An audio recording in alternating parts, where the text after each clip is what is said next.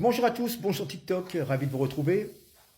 Euh, Vous avez vu les deux images, c'est Inès, la fille de Raquel Garrido et Alexis Corbière, députée de la France Insoumise. J'avais l'occasion de faire une petite vidéo au mois d'octobre concernant un petit peu les propos de cette personne.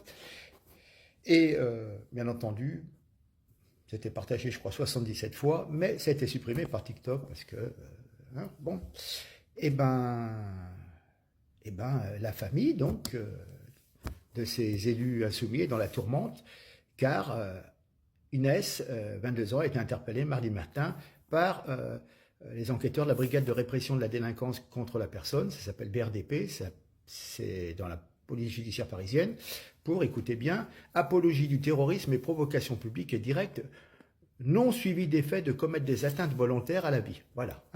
Évidemment, dans le viseur de la justice, ce sont les messages dont on avait parlé, qui étaient en octobre et en novembre, dans laquelle elle disait, dans cette vidéo, je suis antisémite, je m'en bats les couilles, j'assume. Voilà. Des gens qui sortent des énormités, et après, ben, voilà. Bon. Nous, on l'a signalé tout de suite, en disant que c'était un petit peu quand même spécifique de la part de la fille de deux députés de la France, même si elle est insoumise. Et puis, ben, on va dire quoi, 3-4 mois après, la justice réagit et donc a interpellé cette personne. Elle était en garde à vue pendant 48 heures et elle va être relâchée, je crois, ce jeudi matin. Voilà. C'est tout. Bon, on sait que c'était les débuts de la guerre d'Israël et le Hamas. Bon, beaucoup de gens étaient interpellés devant la violence de l'agression du Hamas sur les Israéliens et interpellés aussi par la forte réponse de l'armée d'Israël contre la bande de Gaza. On ne va pas polémiquer là-dessus, mais voilà. Donc, eh ben, ouais, menacé par TikTok de fermer votre compte pour avoir simplement fourni une information qui se révèle véridique 3 mois après. Et c'est à chaque fois pareil. Bref, liberté d'expression, où es-tu en France? Je ne sais pas, mais elle ne l'est pas. Elle a disparu. Allez, sur ce, je vous laisse. Merci, partagez, et puis à très bientôt. Au revoir.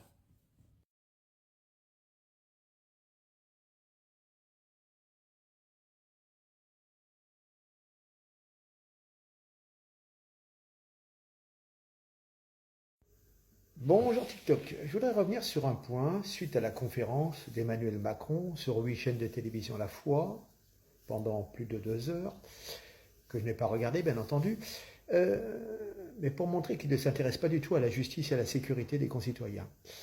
Il a fait des déclarations fausses, bien entendu. Les jeunes s'ennuient. Voilà.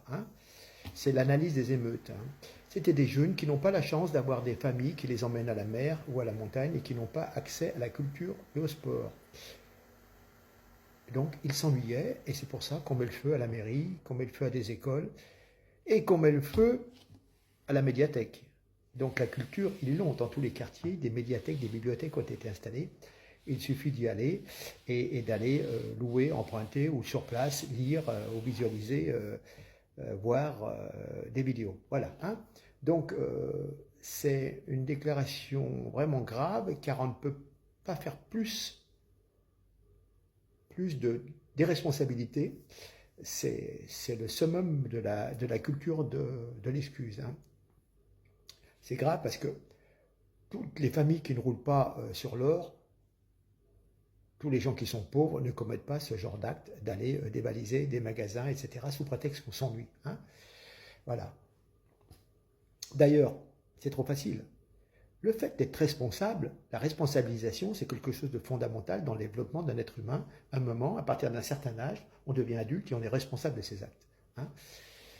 Donc un être humain qui est déresponsabilisé parce que Macron a dit que c'est normal, on s'ennuie, c'est un éternel enfant qui ne sortira jamais de la délinquance. Et on le voit. Voilà. Bon, de toute façon, ça n'a rien d'étonnant. Emmanuel Macron a grandi dans la culture de l'excuse développée par une partie de la gauche depuis 1968. C'est un homme de gauche. Voilà. À la fin des années 90, il milite au sein du mouvement des citoyens, un mouvement du ministre socialiste Jean-Pierre Chevènement.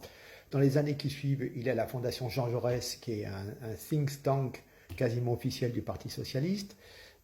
D'ailleurs, il voulait, en 2007, il cherche à obtenir l'investiture du Parti socialiste en Picardie. Il la rate. Ensuite, dès 2010, il soutient François Hollande. Et puis après la victoire de François Hollande, Emmanuel Macron entre immédiatement dans le premier cercle en devenant secrétaire général adjoint de l'Élysée, puis en devenant ministre de l'économie de François Hollande. Voilà. Et puis, il transforme son engagement au PS en un engagement soi-disant centriste, avec En Marche, où il recycle de nombreux amis socialistes, Gabriel Attal, Stéphane Séjourné, etc., etc., etc. Voilà. Et ensuite, c'est ce qui lui avait permis de gagner en 2017. Voilà. Toute sa vie, il a été dans le bain socialiste. Donc, la bien-pensance en est par excellence. Voilà. Une personne normale évolue, peut changer d'opinion au cours de sa vie, mais lui, il ne vit pas parmi les Français. Depuis 7 ans, il est au Palais de l'Élysée ou dans des forums internationaux. Donc, du coup, voilà. Il ne se met absolument pas... il n'est absolument pas réceptif à tous les problèmes qu'ont les citoyens dans les quartiers, au niveau sécurité, au niveau travail, au niveau coût de la vie, pouvoir d'achat, etc., etc. Voilà. Bon, il n'est pas le seul. Ça fait 40 ans que les politiques diverses et variées trahissent les électeurs et parlent au lieu d'agir. Mais Macron est pire encore. Il est dans le fil droit. Il adapte son discours en fonction du vent, mais ne change jamais rien aux actes, comme tous les autres. On l'a bien vu, il nomme un Premier ministre, mais quelque part, il fait tout de suite une conférence de presse pour tout de suite brider de peur que celui-ci soit plus populaire que lui. Il en a besoin pour faire remonter sa cote, mais en même temps, il a du mal avec peut-être son héritier. Voilà. De toute façon, on voit bien, les problèmes d'aujourd'hui sont le résultat des actions d'hier ou de l'inaction de hier. Donc lui continue, pareil, il est en décalage complètement avec ce que veut le peuple français, et ça mène notre démocratie en danger. Voilà. Il ne l'améliorera jamais, surtout la situation sécuritaire, rien. Voilà. Donc, écoutez, voilà, c'est un point de détail. Je reviendrai sur d'autres points de cette conférence de presse, mais c'est un truc de malade. Toutes les contre-vérités qui ont été évoquées par Emmanuel Macron devant un parterre de journalistes soumis qui avaient le droit de lever le doigt, de poser une question, mais surtout pas de réenchérir et de le mettre face à ses contradictions. Voilà. Et ouais. Allez, s'il vous plaît, partagez. Merci. Bonjour à tous, bonjour TikTok. Conférence de presse d'Emmanuel Macron mardi dernier. Laurence Ferrari a posé une longue question que certains jugent orientée. Elle n'aurait pas dû, pour une fois qu'on lui donne le micro. Ça fait réagir le chef de l'État d'ailleurs, qui a essayé de la moucher. Alors, je vais vous dire un petit peu le monologue qu'elle a émis avant de poser sa question. L'éducation nationale concentre tous les enjeux, toutes les fractures de notre société. Nous avons l'éducation nationale la plus chère au monde. Au classement PISA, nous ne brillons pas, notamment en maths. Au CAPES de maths, notamment, nous avons du mal à recruter. Et il y a plus de postes que de candidats. Vous vous rendez compte? Vous voulez qu'il chante la Marseillaise? Pratiquement un jeune sur deux ne sait pas situer la Révolution française, ne connaît pas la Shoah, ne sait pas ce qu'il s'est passé le jour de la rafle du Veldiv. 48% des professeurs disent se censurer lorsqu'ils enseignent l'histoire en classe. Incroyable, hein? 1 sur 2 a peur en classe, peur de la violence des élèves, des parents et des terroristes. Toujours Laurence Ferrari qui parle. Je pense ce soir à Samuel Paty et à Dominique Bernard. Vous voulez restaurer l'autorité? La France doit rester la France, bien sûr. Mais comment faire de ces jeunes des citoyens éclairés? Soutenir les parents, c'est bien. Les responsabiliser, c'est mieux. Il y a 17% des parents qui ont fait le choix du privé. C'est fort honorable après tout. Est-ce que la guerre école privée, école publique n'a pas été relancée par le ministre de l'Éducation nationale, a-t-elle déclaré, avant de poser sa question? Donc voilà, alors évidemment, ça a fait un petit peu, dans les médias, inféodés à Macron, ça a fait du bruit, ça a fait du bruit. Alors elle a répondu, c'est notre rôle de journaliste, on n'est pas là pour être servile et pour écouter benoîtement pendant 2h30 des yaka faucons, nous dit Laurence Ferrari. Celle-ci estime avoir été dans ce rôle, ni plus ni moins, sans aucune agressivité. Si Macron ne supporte pas la contradiction, c'est son problème, ce n'est pas le mien. Je trouve qu'il faut que le président supporte la contradiction, qu'il se frotte peut-être à d'autres cerveaux que le sien. Pouf! Ben dis donc, elle s'est réveillée la petite, parce que bon, je la trouvais pas super vigoureuse, si on peut dire. Mais là, je sais pas, c'est peut-être de travailler pour Bolloré, pour mériter sa paye, je sais pas, mais là, bien parlé. Si tout c'était comme ça serait un petit peu différent. Bon, bah écoutez, à plus tard. Merci, au revoir. Nombre de mesures, de détails, c'est important. Ce qui nous intéresse, c'est la vision que vous avez pour notre pays, pour les 3 ans à venir, la fin de votre mandat. À nos yeux, ce qui est important, c'est sans doute l'éducation nationale, qui concentre tous les enjeux, toutes les fractures de notre société. Nous avons l'éducation nationale la plus chère au monde, au classement PISA. Vous le savez, nous ne brillons pas, notamment en maths. Au CAPES de maths, nous avons du mal à recruter. Il y a plus de postes que de candidats. Vous voulez qu'ils chantent la Marseillaise ? Pratiquement un jeune sur 2 ne sait pas situer la Révolution française, ne connaît pas la Shoah, ne sait pas ce qui s'est passé le jour de la rafle du Veldiv. 48% des professeurs disent se censurer lorsqu'ils enseignent l'histoire dans leur classe. 1 sur 2 a peur en classe, peur de la violence des élèves, des parents et des terroristes. Je pense ce soir à Samuel Paty et Dominique Bernard. Vous voulez restaurer l'autorité ? La France doit rester la France, bien sûr. Comment faire de ces jeunes des citoyens éclairés? Donnez-moi 5 mesures concrètes pour restaurer cette autorité. Soutenir les parents, c'est bien. Les responsabiliser, c'est mieux aussi. Et puis, il y a 17% des parents qui ont fait le choix du privé. C'est fort honorable, après tout. Est-ce que la guerre, école privée, école publique, n'a pas été relancée par votre ministre de l'Éducation nationale? Merci pour votre réponse. J'ai le sentiment de donner une vision et des mesures concrètes. Je crois que vous venez vous-même de poser une question et de donner votre vision. Et ceci étant dit, vous nous avez gratifié d'un... Bonjour à tous. Je me souviens que au mois de juin, nous apprenions que certains hypermarchés, supermarchés fermaient, faisaient faillite, étaient repris par des chaînes de market musulmans, halal. Il y avait notamment, je me souviens, c'était en juin 2023, à Mantes-la-Jolie, près de Mantes-la-Jolie, à Buchelet, le 10e magasin en Ile-de-France d'un H-Market. Hein. Évidemment, c'est tout est halal, etc. Bon, et je viens de voir un nouveau magasin. Et maintenant, on est à Évreux, et vient d'ouvrir, c'était un ancien Intermarché, quartier de la Madeleine.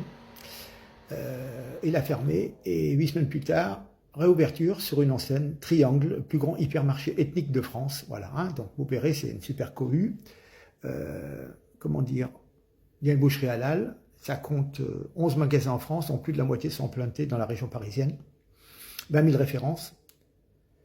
Évidemment, un quart des produits sont vraiment des produits ethniques. Pas d'alcool, pas de viande non halal. Et oui, 2800 mètres carrés. Voilà. Et il y aura 2 nouvelles ouvertures de magasins en région parisienne pour cette année. Donc, bientôt, le citoyen français de souche, si on peut dire, est coincé s'il habite dans un quartier avec une population majoritaire immigrée. S'il veut continuer à acheter du pâté de campagne, manger du cochon, du saucisson, eh ben, il est coincé. Il est coincé. Pour acheter son alcool, bien entendu, c'est pareil. Donc, quelque part, c'est où tu te convertis au niveau alimentaire, hein. Enfin, peut-être que aussi peut se convertir au niveau religion, mais je pense notamment aux personnes âgées, etc., qui n'auront pas le choix. Donc voilà, ça devient quand même relativement délicat. Je crois qu'il est ouvert il y a 2 jours ou 3 jours. Je vous mets une vidéo. Alors, vous savez, parfois, nos élites nous parlaient, il ne fallait pas dire grand remplacement, etc., etc. Mais vous voyez bien que compte tenu de la natalité, je crois que les femmes d'origine algérienne, ce sont celles qui font le plus d'enfants. On doit être à 3,7. Après, c'est marocaine, tunisienne, femme portugaise, c'est 2, puis femme vraiment française, on doit être à 1,5, quelque chose comme ça. Donc évidemment, c'est ce qui fait que dans les classes, il y a beaucoup d'enfants qui viennent de familles d'origine étrangère. Et c'est sûr que quand la langue française n'est pas la langue pratiquée à la maison, n'est pas une langue vraiment maternelle, quand les chaînes de télévision, ce sont des programmes étrangers, Al Jazeera et compagnie, des chaînes algériennes, marocaines, tunisiennes, qui sont regardées, voire turques, qui sont regardées par l'intermédiaire du satellite, c'est vrai que les enfants n'ont pas l'occasion de se familiariser avec la langue dont ils ont besoin pour s'instruire et ensuite pour se former et trouver du travail. Et donc l'usage du français est relativement réduit. Donc voilà, et bon, dans ces genres de commerces, oui, effectivement, les employés, ils sont aussi de cultures différentes, orientales, on va dire. Et voilà quoi, bref. Bon, c'est simplement un petit peu, j'ai vu ça passer, j'ai dit tiens, vous allez voir ce que vous allez voir. Allez, à plus, au revoir.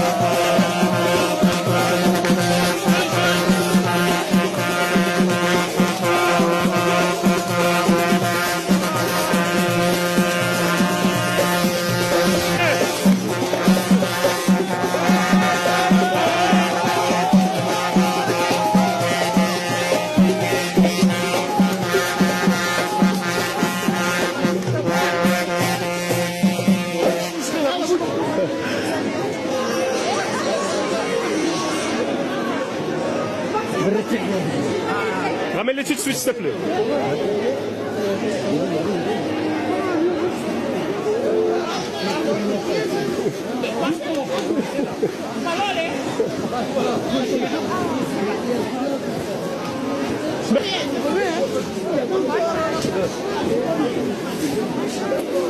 Madame.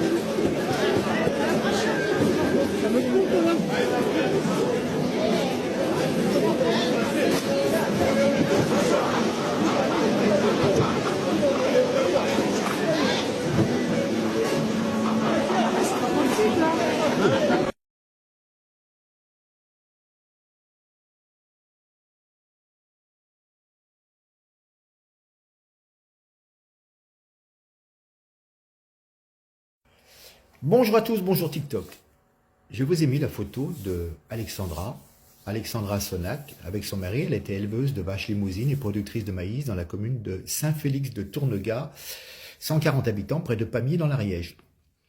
La page Facebook de celle qui se fait décrire comme maman à temps plein, agricultrice, c'est un crève-cœur tant elle respire la joie familiale entre 2 filles et son mari, et la fierté paysanne. Elle aime la chasse, elle aime la viande, elle aime les agriculteurs, elle aime la ruralité, elle aime le vin, elle aime la vraie vie.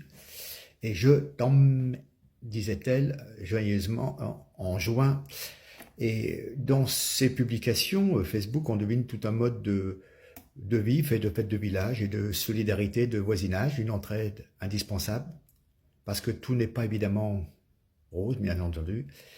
Et elle participait au mouvement de gronde, de grogne des agriculteurs, parce qu'elle aimait son métier. Elle l'écrivait encore la veille du drame sur sa page Facebook, avec un cœur rouge, sa tête contre celle de l'une de ses vaches. Vous avez vu la photo, voilà. Et donc cette agricultrice de 37 ans et sa fille de 12 ans ont été fauchées par une voiture qui a forcé un barrage. Elles sont mortes toutes les deux à quelques heures d'intervalle. Le mari est très grièvement blessé. Au volant de la voiture, 3 individus qui ont essayé de s'enfuir en courant avant d'être arrêtés. 3 Arméniens déboutés du droit d'asile en 2022 et frappés d'OQTF en 2023. Toujours présents en France. Il est, semble-t-il, en Andorre. D'après des sources, des douaniers qui connaissent bien la région, on apprend l'existence d'un trafic de cigarettes auquel certains Arméniens sont connus dans la région pour donc se livrer à ce trafic. Ceux-ci en faisaient-ils partie? On peut poser l'hypothèse, peut-être que, omnubilés par leur trafic, ils n'avaient sans doute que faire des revendications agricoles. Voilà, donc cette Alexandra ne vivait que pour ce monde agricole et se battait pour la profession, était fière de nourrir la France. Donc, qu'est-ce qui s'est passé? Eh bien, cette agricultrice, donc, elle était sur les lieux.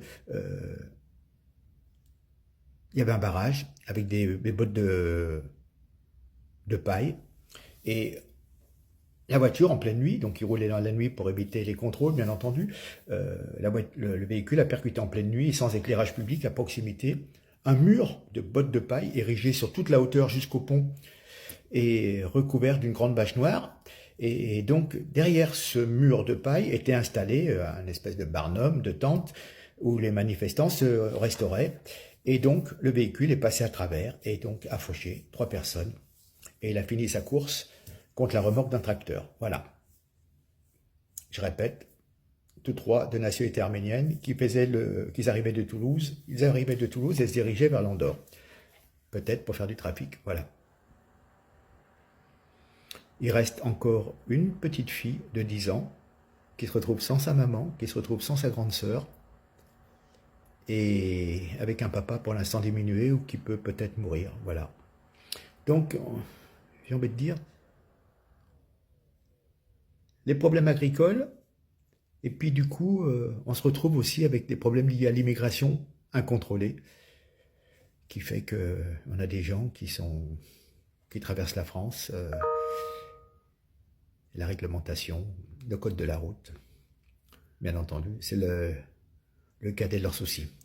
Voilà, respect pour cette dame, pour sa famille, pour ses amis, et pour les gens qui bossent parfois de 6h, 7h du matin jusqu'à 11h du soir.